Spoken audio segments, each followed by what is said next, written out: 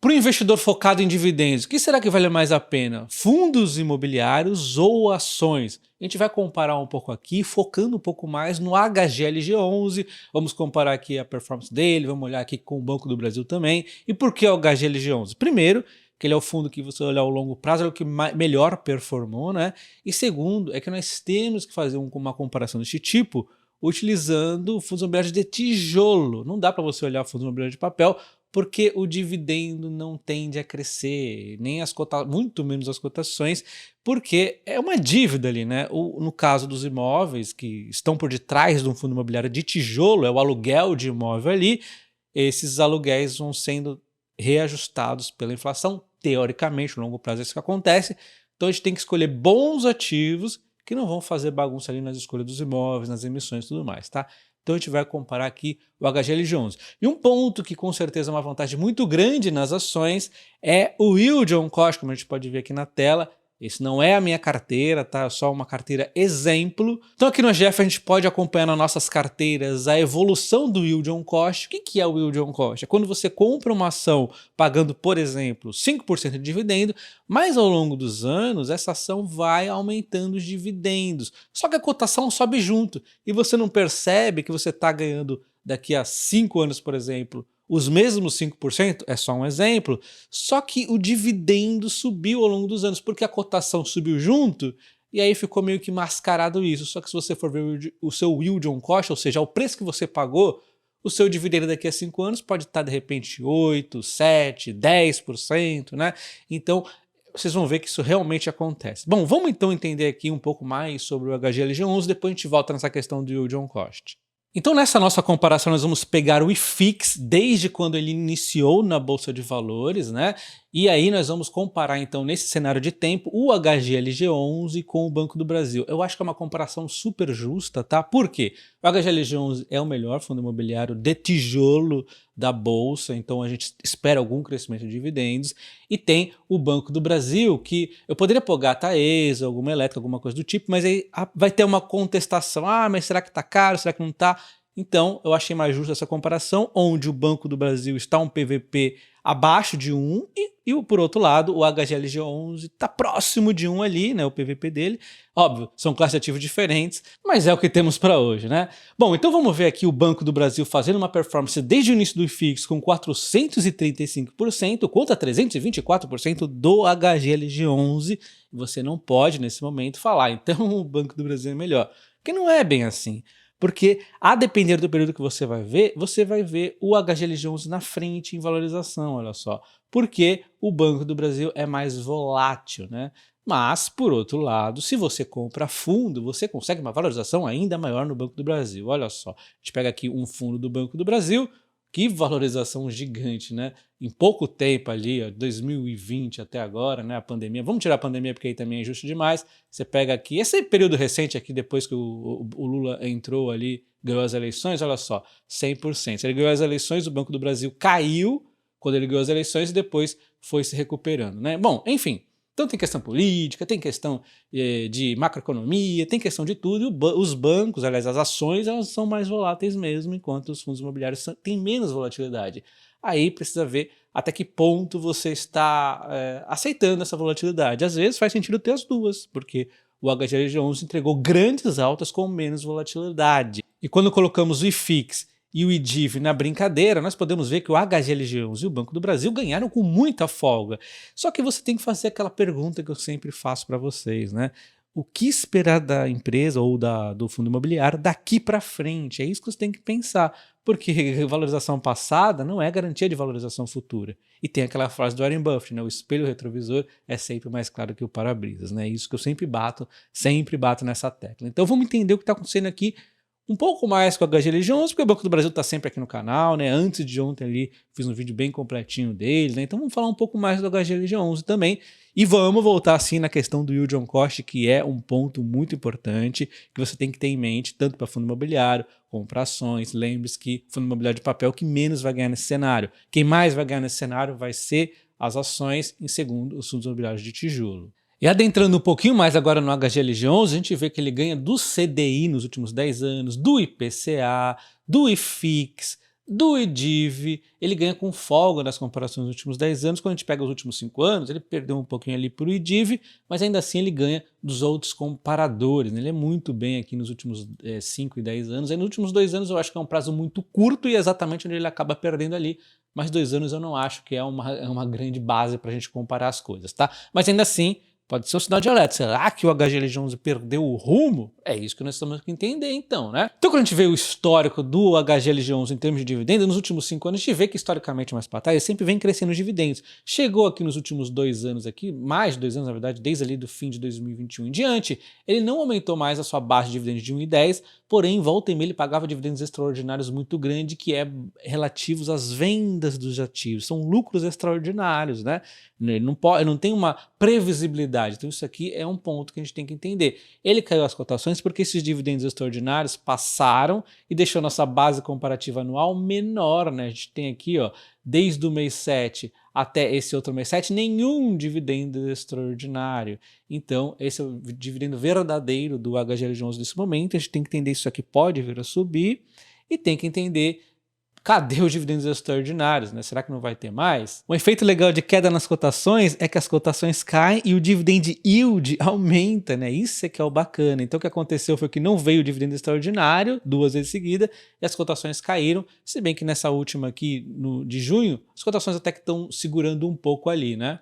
Então olha só, não teve dividendo extraordinário, as cotações caíram, deram até uma recuperada ali que chegou ao valor muito baixo, também a macroeconomia ajudou, mas ainda assim caiu, né? O fundo imobiliário meio que não saiu do lugar no último ano, nos últimos 5 anos também teve uma queda, que ele teve a preços maiores ali, né? Teve um momento de 2019, ali ao fim de 2019, preços muito altos, também na recuperação pós-pandemia, né?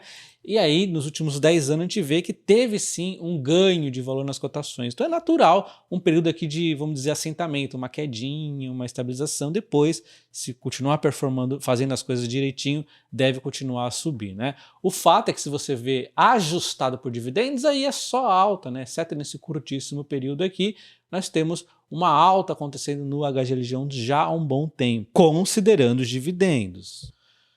E o curioso é que o fundo imobiliário, na verdade, ele me preocupava um pouquinho mais ali no fim do ano passado do que agora, porque agora a cotação caiu mais e ele deu mais, na verdade, uma clareza de que dá para segurar sim esses dividendos de 1,10. Porque antes, olha só, a gente está vendo o dividendo de 1,10 estabilizado, porém, olha só, o saldo acumulado, que é o que pode gerar o dividendo extraordinário e tudo mais, estava reduzindo e a gente ficava pensando, caramba, isso aqui vai ficar negativo. Não vai, né? Então o que vai acontecer? Diminuir os dividendos. Mas aí não, ele começou a conseguir, ó, uma recuperação. O saldo vem subindo, né? Ele eventualmente faz vendas de ativos, sim, ele está ganhando lucros, vamos dizer, de compra e venda aqui, mas fez também no ano passado, mas ainda assim, de alguma forma, ele conseguiu aumentar aqui os lucros recorrentes dele também.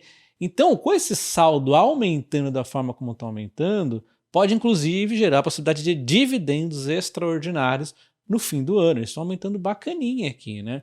Então, é um fundo imobiliário que passou por um período ali de um grande crescimento, inclusive fez um novo follow-on ali, né, a subscrição para os cotistas, e aí foi um novo crescimento também acontecendo e novos ativos que colocaram para dentro pode em algum momento saírem sendo vendidos ali, né? Quando olhamos o portfólio do HGLG11, podemos ver que ele é diversificado por ativos imobiliários e também por clientes. Aqui estão os ativos estão diversificados, porém focados aqui, ó, muito em São Paulo. Então o foco é o estado de São Paulo, embora tenham 2 aqui no Rio, tem um aqui em Minas, um aqui em Santa Catarina, mas é foco em São Paulo, né? Podemos ver que a receita de locação aumentou consideravelmente, 59%, quando a gente compara 6 meses com 6 meses, também aumentou as despesas. Por que aconteceu esse crescimento todo aqui no fundo?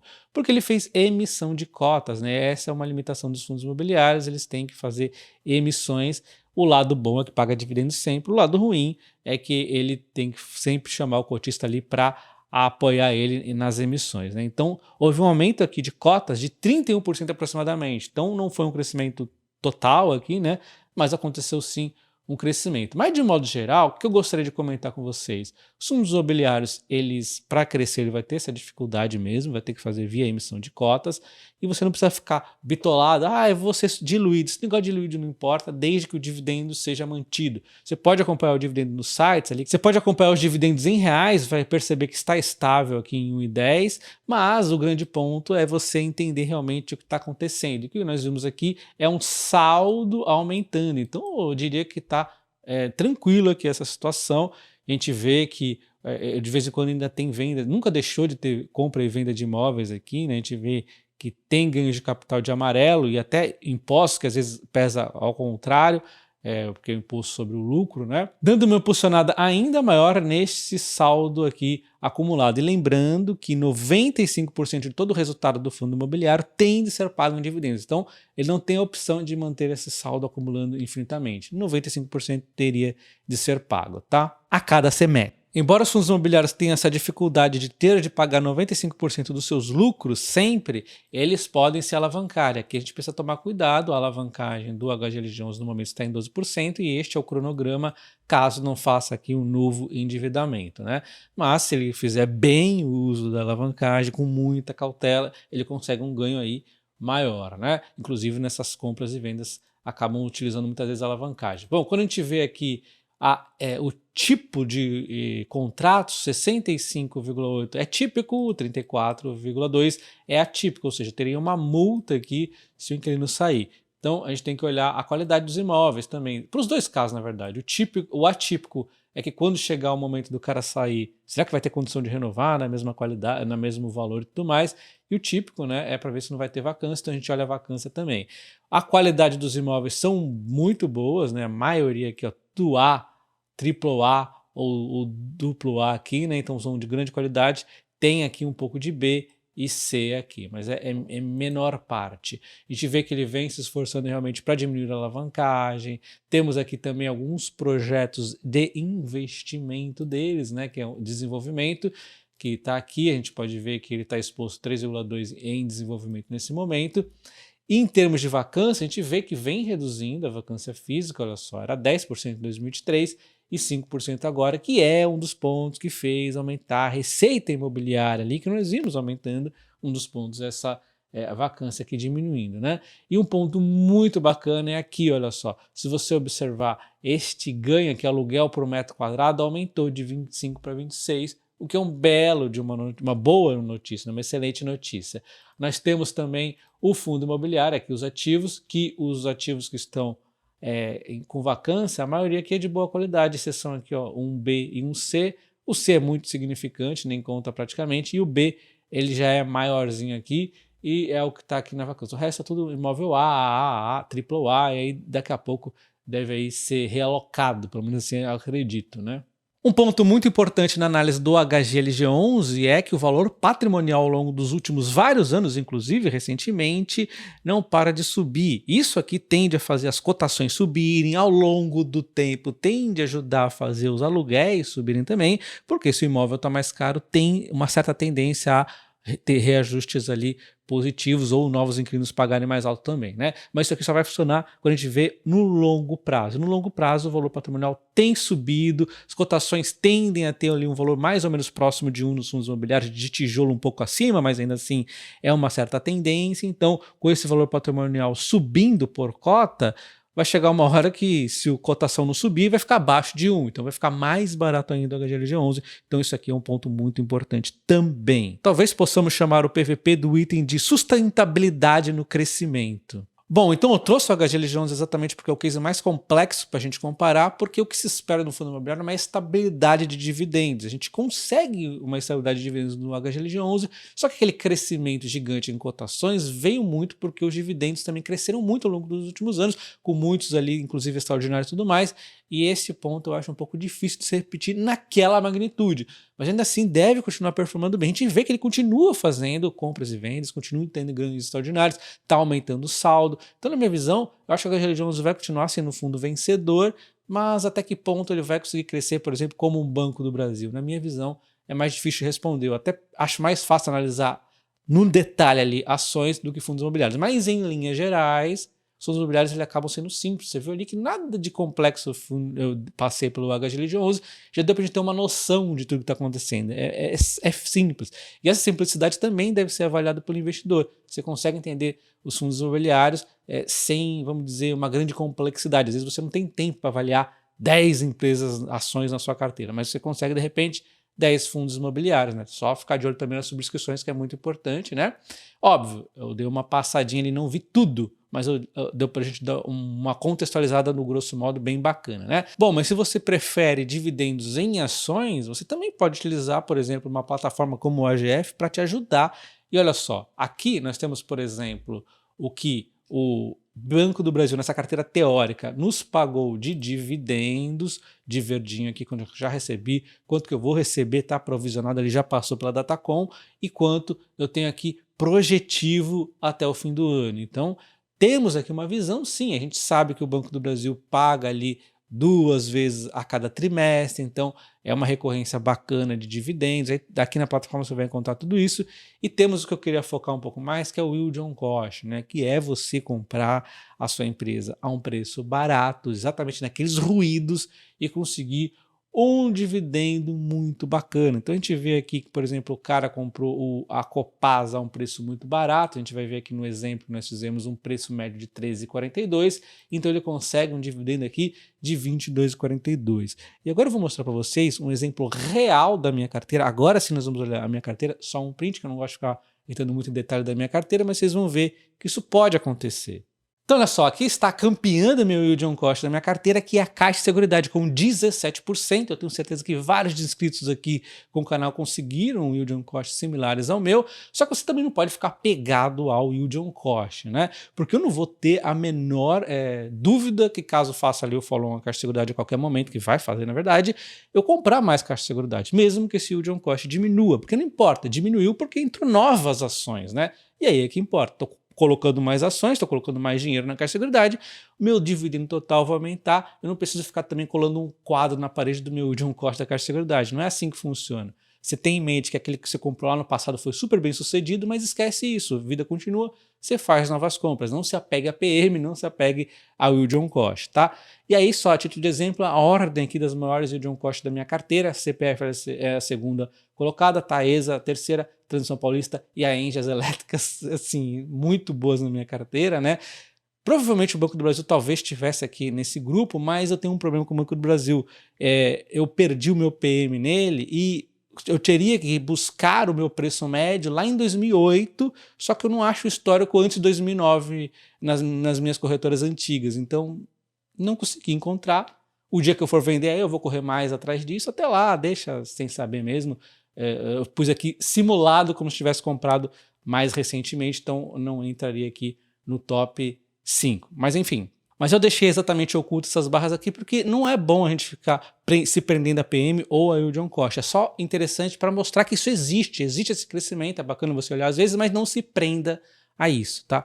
Isso que eu queria demonstrar. Se você quer, então, ter esse controle de quanto você vai receber de dividendos no mês, no trimestre, no ano, como está a evolução da sua carteira de dividendos, como está seu yield on cost, considere conhecer a plataforma do AGF. Eu vou deixar o link na descrição para você assinar o AGF neste link, e aí você vai ganhar um mês grátis na assinatura anual. Eu acho que para quem gosta de dividendos e ações, não tem jeito, é a melhor plataforma focada em dividendos, tá? Lembrando que tudo vai puxar automaticamente ali das suas compras da B3, tem a parte de IR para te ajudar ali também no fim do ano, né? O único ponto é que eu não tenho meu PM do Banco do Brasil na plataforma porque minhas compras são muito antigas, ali 2007, 2008, aí não tem esse histórico. E aí, como eu acabei perdendo, eu vou ter que buscar manualmente, tá? Mas é o caso atípico meu. Você não precisa se preocupar, tudo puxa automático. Um abraço e até o próximo. Valeu!